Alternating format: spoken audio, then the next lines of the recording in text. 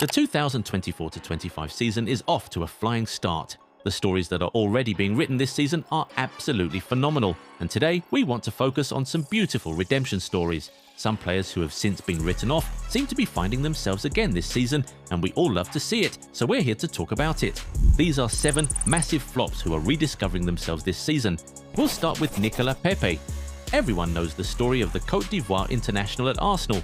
He was signed for a club record fee in 2019 and, as you'd expect, that came with a lot of pressure from the fans and the media.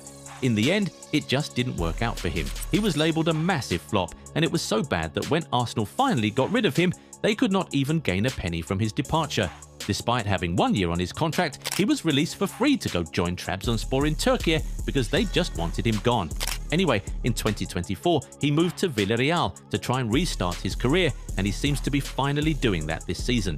He has had a brilliant start to the new campaign, being involved 3 goals in the first 3 league games, which earned him the La Liga Player of the Month award in August. Then he went on to help Villarreal earn their first Champions League point of the season against Juventus with his assist. He was absolutely phenomenal in that game, completing 3 dribbles, creating 5 chances and winning the Player of the Match award. So yeah, Pepe is really back, guys, and his girlfriend Tiana Trump seems to be enjoying every bit of it, always flaunting his awards on social media. Another former Premier League attacker on this list is Rasmus Højlund. At United, this guy was labelled the worst striker ever. It looked like he lacked basic understanding of football and just could not thrive at the top level. Everyone said he had a low IQ, and Red Devils all over the world quickly became fed up with him. So, over the summer, United went to sign his replacement, forcing him to leave the club. At first, Højlund wanted to stay back and prove himself, but he eventually moved to Napoli, and it feels like that was the best decision for him. The Dane has been really brilliant so far for Antonio Conte's side, scoring 4 goals in his first 6 appearances for the club, a goal on his club debut in the Serie A, a brace in the Champions League, and a 75th minute winner against Genoa in the league. McTominay on Gisa, and then again on the rebound, it's Rasmus Højlund. It's still early days, but Højlund seems to be enjoying life away from the Premier League, especially with Kevin De Bruyne behind him. How many goals do you think he'll score for Napoli this season? Drop your predictions in the comments. While you're there, if you already aren't subscribed to the channel, go do that right away so you never miss out on our amazing content. Up next, let us talk about Andre Onana. We all know about how much he was ridiculed at Manchester United, and we saw it with our own eyes, to be fair. He often made ridiculous errors or failed to make easy saves, but since he moved to Trabzonspor late in the summer transfer window, he seems to have turned into prime Buffon. On his debut, he put up a man-of-the-match performance against Fenerbahce, making 8 saves, 2 high claims, and preventing 1.76 goals according to the statisticians. In the next game, he assisted his team's only goal of the game to ensure that they left with a point. Then, in his most recent game, he put up another clinic, making 7 saves, completing 82% of his passes, and keeping a clean sheet. All of a sudden, Onana looks like the guy we used to know at Inter Milan, the man who put up an incredible display in the Champions League final against City back in 2023. But of course, that's not all for former Man United players on this list. Can you guess who else makes the cut? Take a shot in the comments, we'll see if you're right soon. But now, let's talk about Ansu Fati. This guy was one of the best teenage talents we'd seen in a while when he broke out from Barcelona's academy. But soon injuries came in and changed everything. He suffered injury after injury and started to look like a shadow of himself. He went out on loan to Brighton, but that didn't help. He came back to Barcelona and tried to restart his career under a different coach, but that still didn't do much to help his situation either. Anyway, the club eventually decided to loan him out this summer to AS Monaco, and it's already looking like a very brilliant move. He has scored 6 goals in his first 5 appearances for the club. That's already more goals than he managed in his last 2 full seasons combined. Crazy. Ansu Fati was named as Monaco's Player of the Month for September, and after 7 games, no player in League One has more goals than him. If he keeps going like this, who knows, he may just be back in the Spain squad in time for the World Cup next summer.